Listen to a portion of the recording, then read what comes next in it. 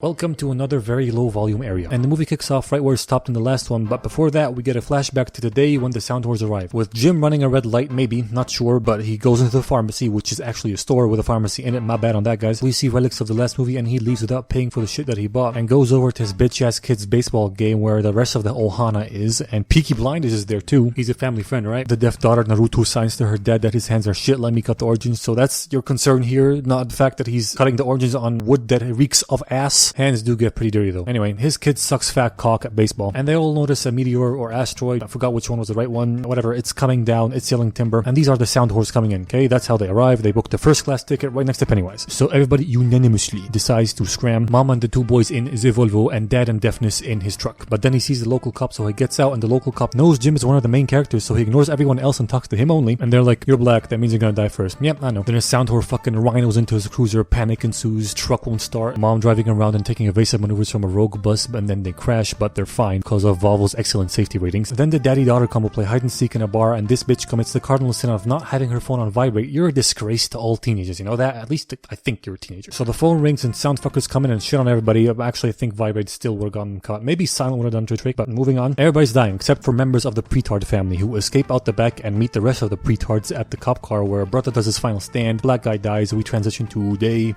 I don't know, what was it? 420? Smoke day every week. So the flashback ends and I'm guessing they killed the two other sound twerps coming from them from the last film. The flooded barn is on fire now for some fucking reason. I don't know why, but mom gets in there to get the baby scream-proof box and its oxygen, while deaf bitch goes and gets a mic and a guitar boombox speaker thingy, and there she goes, snipping off wires again. I can only presume that this is the power cord. So where the fuck is the logic in cutting that off, you dumb cunt? How the fuck are you gonna charge it now? You could have just bundled it up even if it wasn't the power cable. This is just peak stupid. Whatever though. She takes some other shit too, then they walk till the end of their sand lines and venture into uncharted areas. Well, it is charted on this here map, but they just don't know if it's safe or not or what. You get me, right? You get my point. Also, I don't really know where they're going, and I don't think they know either, but it doesn't matter because mom trips a titty trap, right? And that titty trap makes a noise and they start running like mad while being observed by a sniper. Shoot him, man. Just fucking do it. Please end these dipshits, please. But of course that doesn't happen, and instead kid steps in a bear trap and somehow his bones do not snap like twigs immediately, and he starts howling in pain while his mom tries to shut him up like, shut up you little livered fuck, you're gonna get us all killed. Just rub some dirt in it, you'll be fine. But then a sound whore comes, so Defo plays it some ear rape and mom pulls out the blicky and does a sticky. I just closed my eyes and listened back to what I just said and it made no fucking sense. They kill the monster and start running away from another one that's coming for them, and I don't know where a dude shows up and starts helping them to this factory, and they go Super Mario down this pipe and they hide in this soundproof furnace, I guess. And the sound whore conveniently does not follow them down there, and to be honest this wasn't even necessary because they could have just turned on their e-rape again, them nibbles freeze, Jamal pulls out the 9, and that's it, easy peasy, my dick is squeezy. What the fuck are they thinking? Fucking dumb cunts. Whatever, they're in the hole and the dude that is sniper dude turns out to be Peaky Blinded guy, and he's like, you have to leave, but baby, you still have to leave, but tomorrow. So she fixes up her stupid son's wounds and they chill for a bit and get to talking like, don't worry, there's 3 feet of concrete that have to be right above us to hear. And how do you know that they are not, dumbass? Last I saw they were. Anyway, he questions how the thing works. She's just like, sound waves or some shit. Fuck, fine, no, it just does. Then we find out that Peaky's kids died and his wife got sick, so he brought her here so she could scream her heart out as much as he wanted, and then she died too, and then he tells her that the people that remain are kinda insane. Then the fucked leg kid who's been listening to the radio or static noise for a while now suddenly hears a song called Beyond the Sea, and I'm kinda confused here at this point because I thought when the sound whores came to Earth they somehow fucked and disabled all the radios, but whatever, I guess I'm stupid. Then they rest, but Deaf Girl wakes up in the middle of the night and wakes up Bitch Boy too and takes him into the hole to tell him about her grand plan without waking up mom, and they have this towel that stops the arm from making a noise and trapping them inside there so they don't suffocate and die, which is kind of a retarded way to go about it because towels by nature of being towels can slip off or be forgotten and then they die. They should have jammed some cardboard in that slot as a failsafe, just saying. Anyway, her grandiose plan is, well, first of all, she figures that the song is a signal to go to this island that is safe right beyond the sea where they are broadcasting the song from, and her plan is to follow the train tracks to the shore and find a boat, go to the island, and then put her hearing aids on the radio so she has a wide coverage of ear rape for all the monsters to hear, and then they can go around killing them using the radio. But he's like, no, it's too dangerous. However, she has no poops to give and takes off next day and leaves a note, so mom gets worried and uses the cry like a bitch move to guilt Mr. Blinders into finding her and getting her back. Meanwhile, girls vibing on the train tracks, loots a train and gets jump scared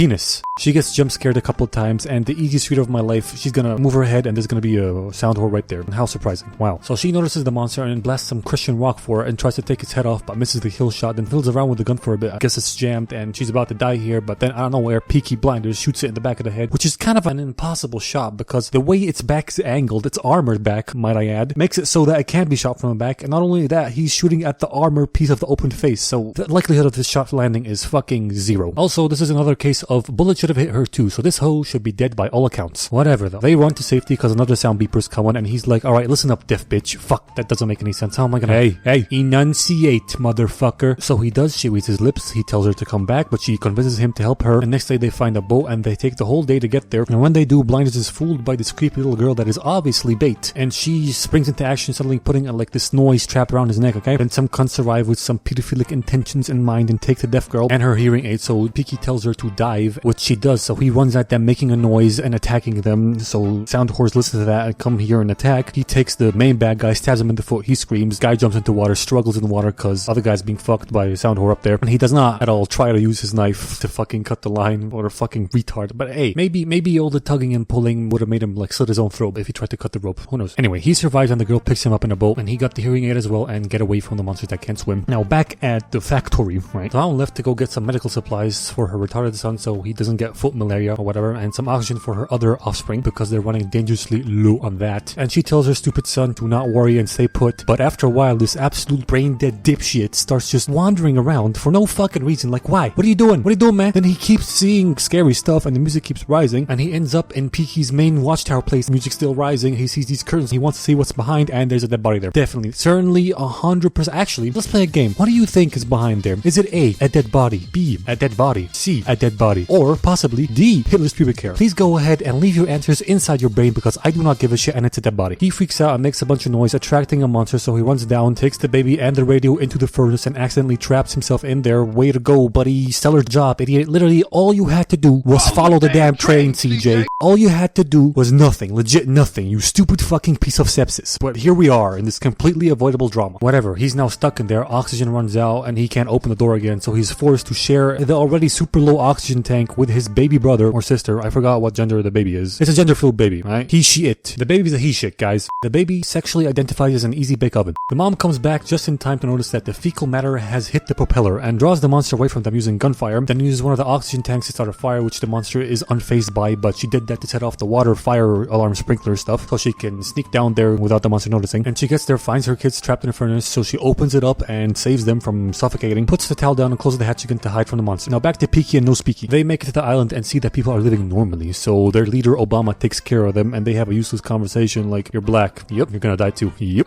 Peaky explains the girl's plan to Obama, he's on board with the idea. The next morning while Peaky was stepping on the beach, he notices, I need to get a life, he notices the boat the lone monster was on has drifted towards this island and it is no longer on it, so he figures it's there and he runs back running like, oh my god, everybody hide, but too late, monster is fucking up shit, okay, shit is getting fucked. So Defo, Peaky and Obadiah Black take his sweet ride and draw the monster away to go over to the radio station and put the ear rape on the station, and when they get there, Obadiah wastes time by worrying about his family and dies like a fucking moron. You could've lived, man, you could've lived. Anyway, they scramble very quietly to broadcast the ear rape, tippy-toeing around everywhere, opening windows, going very silently, stinky feet shimmying around, you dig. Meanwhile, the family back in the furnace is running out of oxygen and is about to get raped themselves, saying about to happen to Peaky because they made some noise, and the girl very dramatically and slowly just exists until she slams the hearing aid into the mic. Seriously, you could have saved your mom's leg right here if you just hurried up a little, you dumb bitch. Whatever. Mumble rap blasts through the speakers, her monster freezes and is getting fucking seizures and shit, and the kid listening into the fucking radio also hears this fucking shitty mumble rap, so he turns on loudspeaker on his radio and gives his monster a seizure, then reaches for a gun and blasts his face off while his sister fucking bashes her monster's head in with a stick, and finito. This movie gets 7 iron out of 2 pelicans.